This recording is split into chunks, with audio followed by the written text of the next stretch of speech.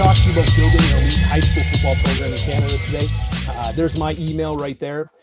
Feel free to reach out to me after the presentation if you want any more information about anything we do. You can also reach me on Instagram. We're at Korah Football. I control the account, so if you DM, I'll be the one you're talking to.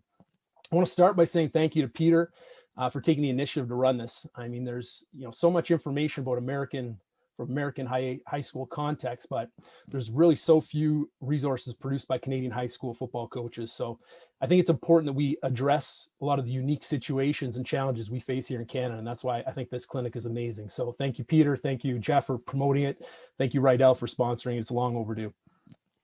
I started at Korah 10 years ago, and the program was in a rough spot. They hadn't won a game in a couple of years. And I think the 7 years prior to that, even I think they only won 2 or 3 games.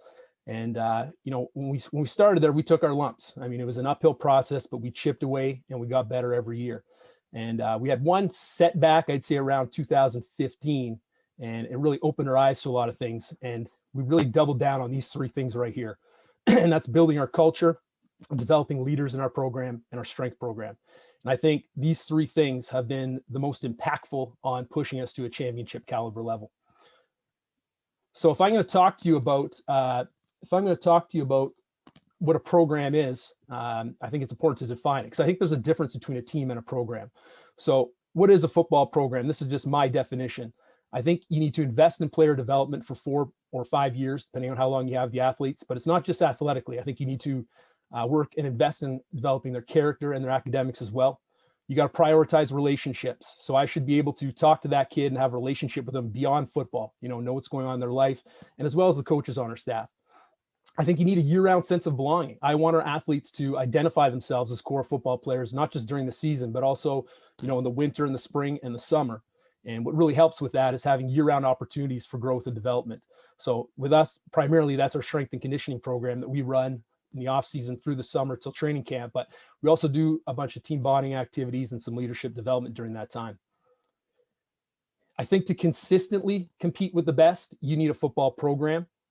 Sure, a team could win and be successful.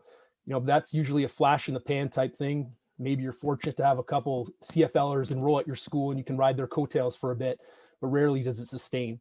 Or things happen. I know, like, schools merge and you just have an influx of students and you kind of good for a few years, but if you don't have a program, I don't think you can sustain that.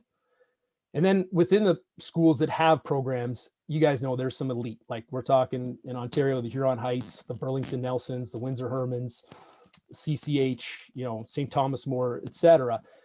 What I've noticed anecdotally from them and what I've seen in our program to kind of push us to that next level is we started prioritizing culture, leadership, and relationships. I think the elite programs that has very little to do with scheme, well, I think that's important that you have sound schemes, but I think this is really the difference maker here. And this book, titled appropriately Culture Defeats Strategy, has had a profound impact on what we do at Korah. It's written by Randy Jackson. So much of what we do is influenced by that book, and I'd encourage you to check it out. So where do you start this mission, or this journey, to build your culture? Well, I think you need a vision, a mission statement, and philosophies. And quite simply, a vision is just a mental image. If you're firing on all cylinders in a near future down the road, this is what our program will look like. Okay, your mission statement is your why. Why does the Korah football program exist? What's its purpose? And your philosophies are what you believe are the best paths to get to that vision and achieve your mission statement.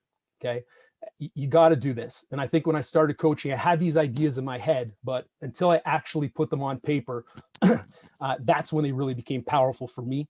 And essentially it comes down to, you need to know where you're going before you find out how to get there, right? And all elite organizations do this. You look at Fortune 500 companies, NFL programs, the top college programs, they have these, okay? And there's a reason they do it.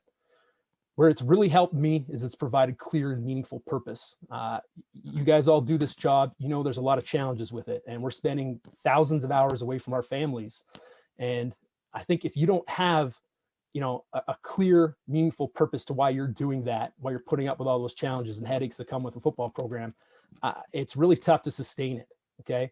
But when you actually attach a valuable purpose to all your hard work, energy, and time, and you see it helping people and helping your community, I think that's when it can fuel passion. And when you're passionate about something, that's when special things happen. So I'd encourage you to do that. Some advice on it, to make it your own.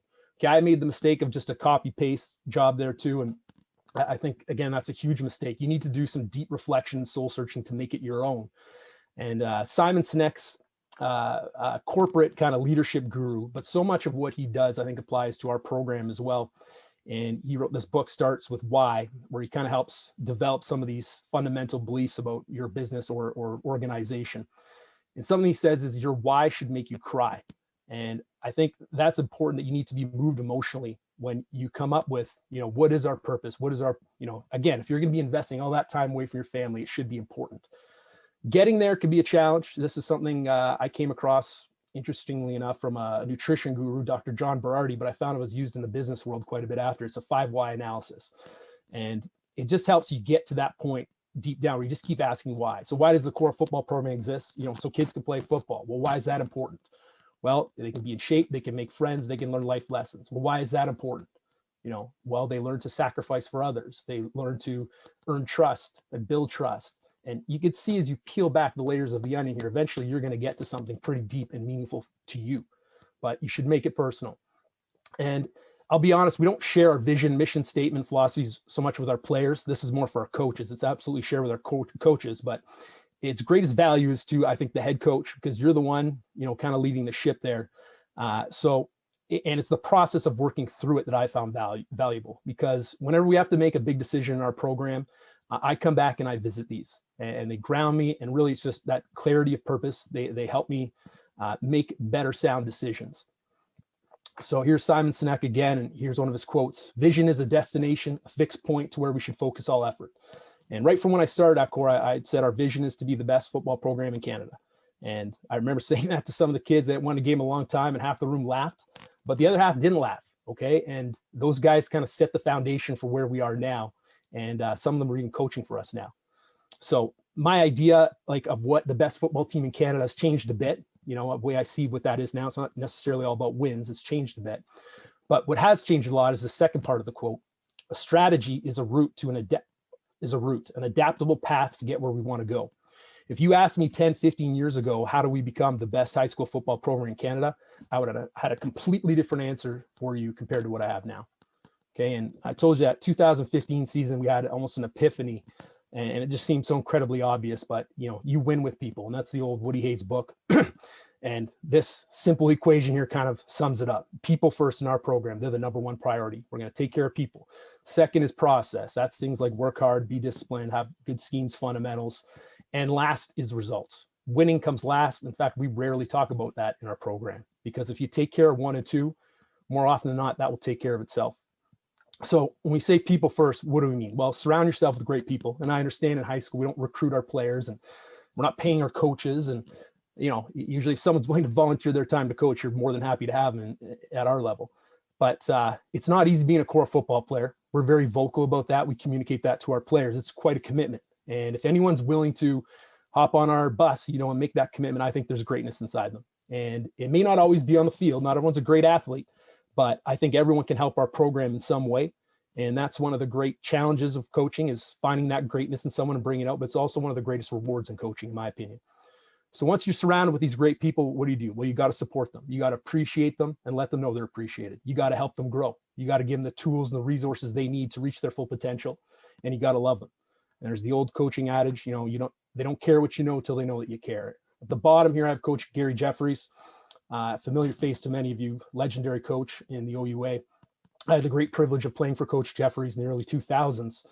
And, no one understood this better than him. And I think a testament to Coach Jeffries' legacy, I look at my short time at Wilfrid Laurier and the amount of people that played with me that are now coaching or in leadership positions is mind-boggling. And I think Coach Jeffries is a huge reason for that. So obviously he's a mentor of mine. Whether you're the star player on the team or you were at the bottom of the depth chart, you felt appreciated and loved by Coach Jeffries. I think that's why he's so special. I think underestimating this people first is probably the biggest mistake that new coaches make. I'll tell you, I made the mistake. When I started, I was just all process oriented. So you asked me, how do we become the best high school football program in Canada? I thought we got to have the best drills, coach the best fundamentals, best playbook, etc. I was getting frustrated when some kids weren't buying in. They weren't putting in the effort in the off season. And, that's on me. They didn't trust me. I didn't build that rapport. Okay. Now we figured it out. Okay. And Some coaches have this almost completely flipped. They'll put results first. And I'll tell you, the coaches that do that, they're going to get burnt out and they're not going to last because you can't win them all. And unfortunately, they're going to turn off a lot of people to football along the way. So the sooner you figure this out, the better. And I think it's the difference between getting burnt out in the coaching profession or, really embracing it and getting the rewards of it. I think it's the greatest profession in the world. And when you use it this way, you follow this people, process, results, you're going to find it more valuable, not only to your players, but to your coaches as well. This can be summed up by my boy again, Simon Sinek, a lot more elegantly. Leadership is not about being in charge. Leadership is about taking care of those in your charge. And we talk a lot about servant leadership in our program. So once you have these developed, I think it's important you communicate them to your staff. We put them in our coaches manual, which is an important document for us. So it has all of our philosophies. We also have a practice philosophy, an offensive philosophy, defensive philosophy, special teams philosophy, a game day philosophy. It's like manage our players in the game while seeking tactical advantages. I think it's important to communicate that stuff. And the guy who comes to mind here of, really communicating strongly, coaching expectations, responsibilities, is Bill Belichick. I'm sure you all seen that, their credo, do your job. I heard a coach recently talk who got an opportunity to sit in on their meetings and visit, and he was just blown away how deep that statement runs in their program. And Belichick's a master at communicating that to everyone in the organization, from the secretaries to the players to the coaches. So that's something I struggled with earlier in my career, and I think it's still a big area of growth to really communicate to our other coaches what their jobs are, but we're definitely getting better. This book also is fundamental in shaping our program, what it is today, the Above the Line book by Urban Meyer. And he talked a lot about alignment in that book. And that's really the reason we're sharing this with our coaches. We want everyone kind of working towards the same vision, the same mission, and they have the same philosophies on how to do that. That's alignment. And I think this graph here, or this diagram really summarizes it well. We're either pulling together, we're pulling apart. And our past 2 years, we were fortunate enough to win OHSF championships. This was so true. Right from our administration to our players, our coaches, our parents, our alumni, even the other coaches in the building, they all bought into what we did, and it made it so much easier. And I think all of us at some point in our career, we've had the challenge where someone was working against us. Maybe it was another teacher in the school that didn't like football, or another coach that was telling people to, just specialize in their sport and not be involved in football. And it makes your job a lot harder. So my advice there is to really try and address that head on and win them over. This story here, I heard recently, I thought was incredible. Urban Meyer, when he finished at Florida before he started at Ohio State, he toured and visited a bunch of schools. And one of the schools he visited at the time was Oregon, when they were rolling under Chip Kelly. And Chip was doing a lot of innovative things there. He's one of the first guys to be blasting music all practice. And Urban went out and talked to Mike Bellotti, who was the athletic director at Oregon at the time. And Mike Bellotti was also the coach before Chip took over as the head coach. And Mike's an old school guy. And Urban asked him, Mike, what do you think about this music at practice, expecting, him to be negative about it? And Bellotti responded, you know what, Urban, it's the only way to do it. And Urban Meyer said it was at that moment he knew why Chip was so successful. And it wasn't necessarily about the plays. It was his ability to get everyone in that building aligned and on the same page. If he can make an old school coach who'd never considered music, at practice, to say it's the only way to do it, that's alignment. So strive to get that. Here's our coach's manual. I don't have time to go into it to show you some examples, but maybe that's something we can look at later. The next process here is where you get the players really involved, and they have to pick our core. They picked our core values for our program. I use the Randy Jackson model for doing this almost to a T, and it worked very well. And basically what we did is around 2015, this happened. We sent this mass text to all of our players in our program, grade 9 through to our recent graduates. We even reached out to some alumni and our coaches, and we said, what values do you think best represent the Korah football program, or do you want to represent the Korah football program moving forward? And we compiled a list of like about 40 or so some words. There's a lot of overlap. Obviously, we like seeing ones that reoccur. Some words meant the same thing, grit and toughness, but we took that list and we narrowed it down to 12. And then we created a little survey monkey and we sent it back to everyone. And we said, now pick your top 3 or 3 most important out of these 12. And eventually we settled on these core values: commitment, compete, toughness, teamwork, and family. Okay. And we also added the team credo, tough people win. And I understand people outside our program see that, and it may come across almost as like an arrogant credo, like we won the game because we're tougher than you. But anyone in our building knows that's not what it's about. Okay. This is about overcoming adversity. It's about helping others. It's about sacrificing for others. And I think the working definition our players have coming into grade 9 about what it means to be tough is a lot different when they leave. Sometimes toughness is walking away from an altercation, and sometimes it's asking for help. And we do a ton of leadership work defining exactly what that word means. Day one of training camp, this goes up. This is how we start training camp. Everyone goes to the classroom and we go over these and we clearly define them. So there's no doubt about what it is. Okay. And then we put them everywhere. If you guys follow us on Instagram, you'll see them all over the place. There are signs, they're on our t-shirts, on our gear, everywhere. We're intentional about it. I mean, that's the easy part, is putting it up on walls, but now you have to ingrain it in their DNA. So the quote that comes to mind is Urban's here. Average leaders have quotes. Good leaders have a plan. Exceptional leaders have a system. I mean, you guys have systems for installing your offense and defense, but so few programs have a system for teaching leadership. And I think it's probably the most important one. So a lot of coaches too, they'll say a quote, they like this, they'll post it, they'll put it up, and then they don't address it.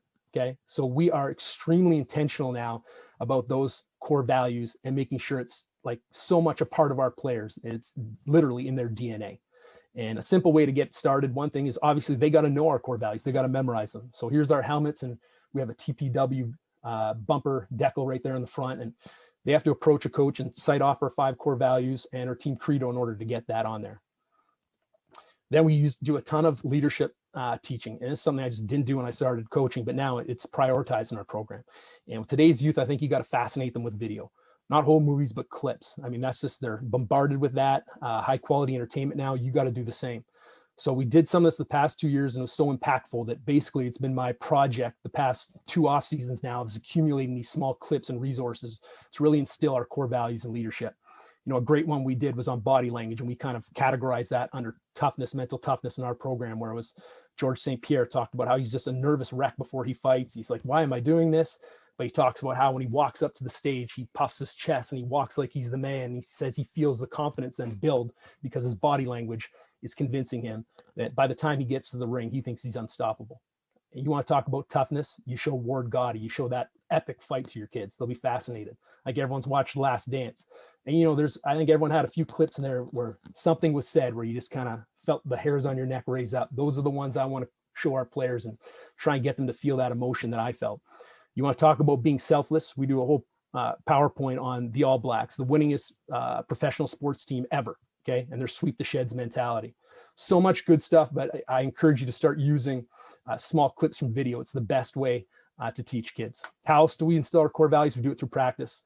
After our warm-ups and our agilities, we always bring everyone in. We set time aside for this because it's that important. We always have a quote of the day. Usually we'll have a theme for the week, and we try and do storytelling. I think teaching these things through storytelling, I found that resonates best with our players. So find stories that capture your core values, the lessons you're trying to teach, and tell them to your players. We have TPW Tuesday in our practice. That's the practice where there's a lot of juice. We got high energy. We got heavy metal cranking, rap music cranking. We do our tackling circuits that day. We do a drill called Pudville, where we take our best 12 on offense, and they're basically going against 14, 15, 16, up to 18 defenders on the goal line. And we'll do 5 to 7 plays live. And that's a high energy thing. You know, how many you put on defense? Well, it really kind of depends on, you know, there's usually a big discrepancy between your best 12 and the other guys on your team. But, you know, it comes down to, I don't want to hear anyone make excuses. You're going to see junk defenses on the goal line. Make it happen. Let's go to work and compete. And compete's one of our core values. We do competitive drills. Here's some of our favorites. You know, we're just in the circle trying to knock the guy out. These are from our Instagram posts. That's why you see these funny graphics. But this is something we love here. We got these harnesses that we drag sleds, but we attach them to our players. We got a few more because our kids love this, and they compete, they battle. And I think that's so important to teach kids how to compete in this day and age. Here's a fun one we do too. We just get the tricep extension rope, and we're trying to either pull the guy out of the circle or pull the rope out of his hand. We do traditional tug of wars too. Here's one we got from another coach. He called it Escape from Baghdad. And it's basically 1 versus 3. You create a 10 by 10 box. Okay. This isn't us. I apologize. I don't have video of us, but you know, he's trying to tag the rabbit. So there's 1 blocker, 2 blocker. There's another guy in here who's confined to this 10 by 10 box, trying not to get tagged. The only rule with the blockers is only 1 guy's to block them, allowed to block the guy at a time. So here we go. It gets pretty intense. There's a lot of juice, a lot of energy. And we did this, I think, maybe 3 times last season. And kids really liked it. Okay, with competing too, what I'm finding with kids today is so few of them are willing to compete. And I think such a valuable skill to teach. This is PJ Fleck. I don't think anyone understands the 16 to 23 demographic better than him. He's just a guru and a wizard at that. And I think that's why he's had so much success recently at Minnesota. But he says his job is every day is to get his players to fail, but also be excited to come back the next day. Okay. And failing is growth. Okay. And that's how we define in our program too. And when we do compete drills, we don't let anyone hide out in the back. If you do, we're going to call you out. And just anecdotally, I think one of the reasons kids struggle with competing today in this digital era, I heard a coach talk about this, if a player made a mistake in the field 30 years ago, it'd be maybe talked about that day. But now it's, it's on video, it's on repeat, it's getting posted on social media. Thousands of people are commenting with it. It's being rebroadcast. And we can't let our kids allow that to stop them. Okay. I mean, really, again, the most successful people fail the most often. So we really try and communicate that to our players and get them to compete. And we want the competition, our practices, to be more intense than what they see in the games. Check out that video too if you get a chance. Here's another really good one we do called Unity Periods to build our culture. This was taken directly from legendary coach Bill Snyder, who's the K-State coach. He's got a reputation as basically your favorite coach's favorite coach. And once a week we take our players, we tell them to partner up, and then they spread out across the field, and they're going to have a one-on-one private and confidential conversation. And we give them a deep personal question there. Okay. And they're going to look their partner in the eye, and they're going to share something about themselves. So maybe, what's a hardship you've overcome? What's the best day of your life or the worst day of your life? What's your relationship like with your father? What's your biggest regret in life? Okay. And we found this helps our athletes express their feelings, which is a challenge for teenage boys, but more importantly, it builds trust. It strengthens their relationship with the teammates. I know a lot of you are thinking now, like, that won't work with our guys, and it's a tough sell for teenagers, but I recommend talking to your captains first. Tell them to take the lead. You let them know it's coming, and they got to buy in how important it is.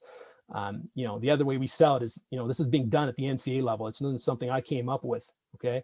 And the best way we sell it is toughness is one of our core values. And the way we define toughness in our program is get comfortable being uncomfortable. I understand having that conversation, especially early on, is going to make some of our players uncomfortable, but that discomfort is how you grow.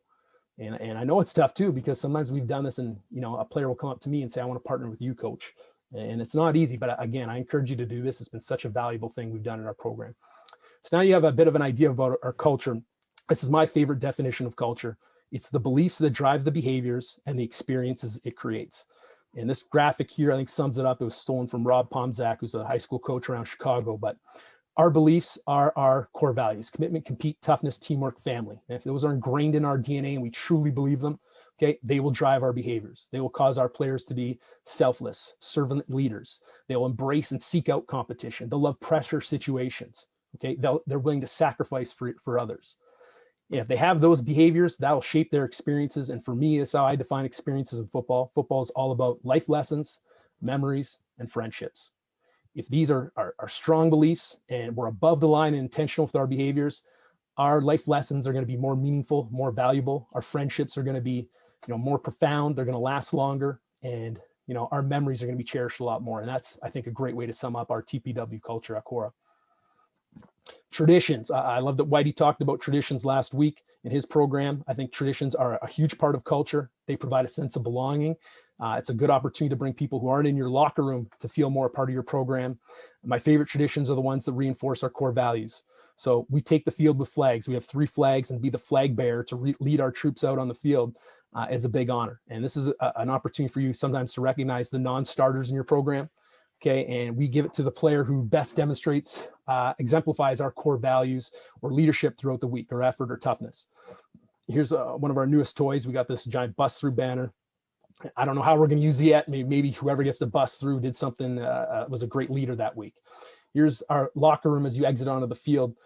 Just like Notre Dame has their play like a champion today sign, you give a pop. We've got a golden horseshoe straight from West Texas. They give that a pop, but we've bought a second one as well. So when we play games, again, the player who best demonstrates our core values, often a non-starter, gets to hold that horseshoe, and everyone gives it a pop on their way out to the field.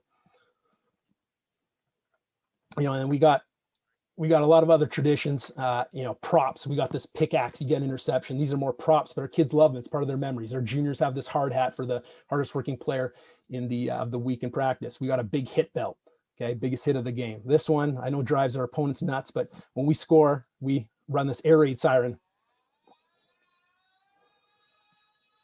I know it's annoying for our opponents, but that's music to my ears. When we score a touchdown, that's what I hear. This house call phone. Okay, this if you have an explosive touchdown over 50 yards or a defensive score, special team score, you get the phone on the sideline, house call. This one's so easy, everyone should do. You need to have a victory song. For whatever reason, 5 or so years ago, our players chose the song Palmdale by Afro Man, but we win. That's cranking in the locker room. People are dancing, and that's part of those great memories. Okay. And we got a turnover chain too. And I know I've heard some programs say we don't give any awards because it kind of goes against our idea of team, but we've almost taken the opposite approach where we just have an abundance of awards where if you're doing things right, there's a good chance you're going to get recognized at some point during our season. So, we have an offensive player of the game gets our sword.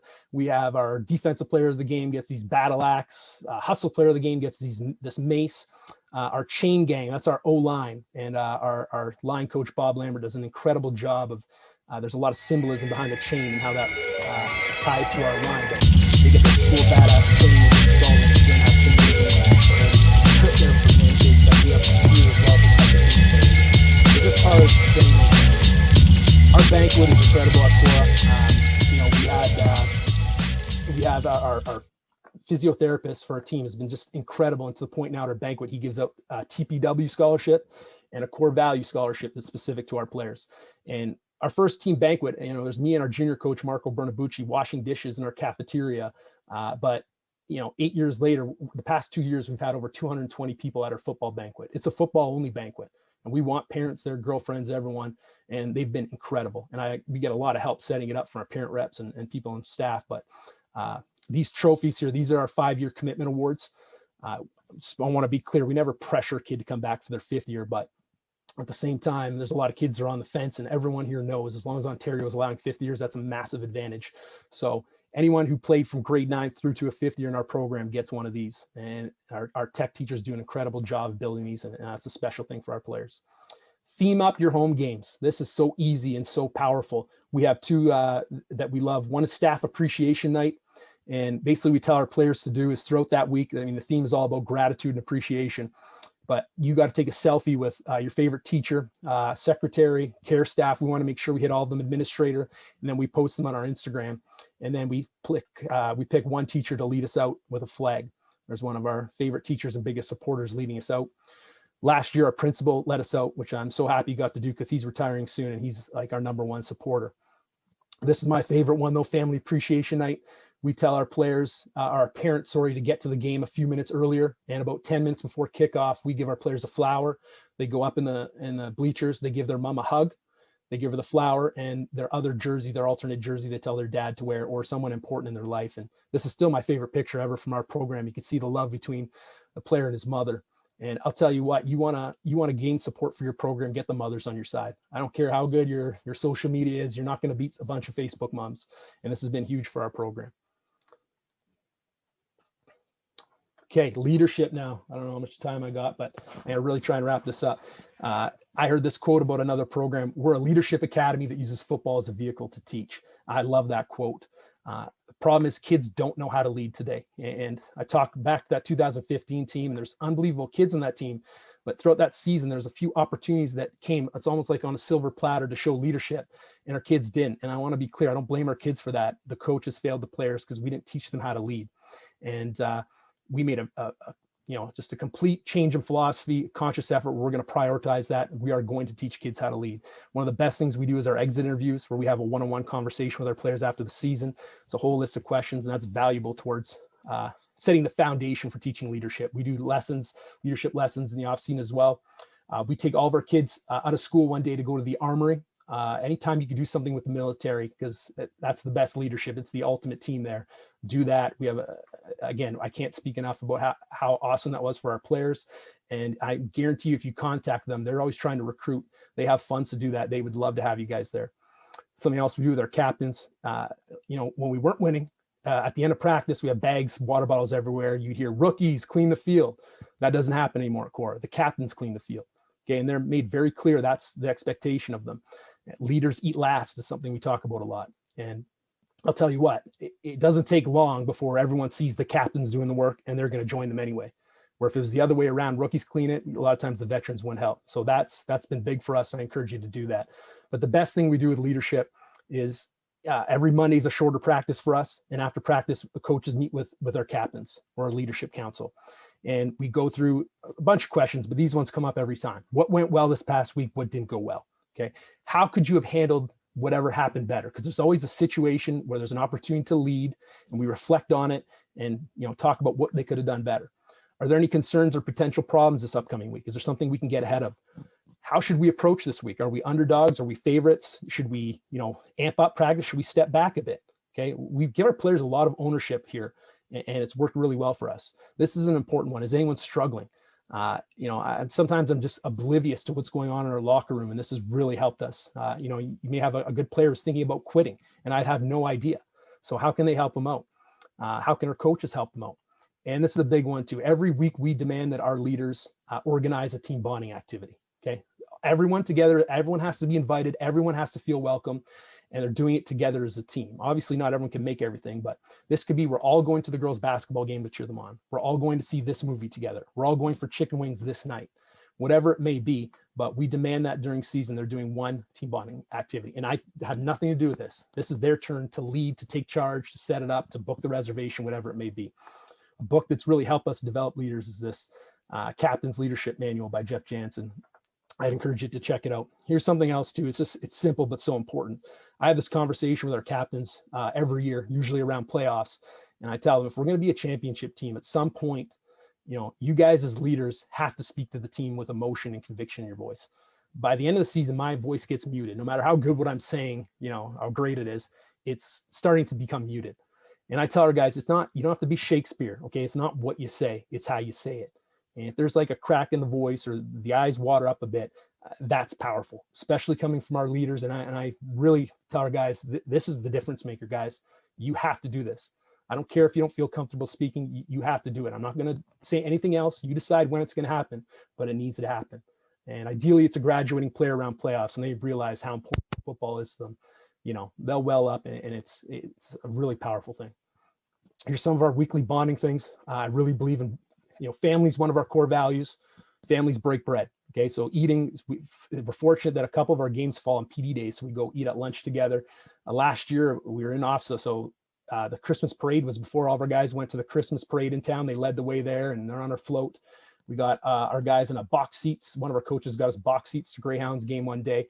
These are great. Every week there's got to be something. Here's our trip to the local armory. Incredible leadership lessons here. Again, you got to do that. Okay, we got our kids out of school to do that. Okay, Peter, I know I'm really close here. I told Peter to just cut me off. Chime in if you want me to finish this out. I'll just keep going. How much more time you need, Coach? It's about 3 minutes. Okay. I'll rip through it quick, okay? This is the number one thing is our workouts. I'm not going to get too much into it because of time, but we started doing this, and I used to open the weight room and guys kind of did their own thing. Don't do that. You put the workout up after school, and everyone that's there has to do the workout.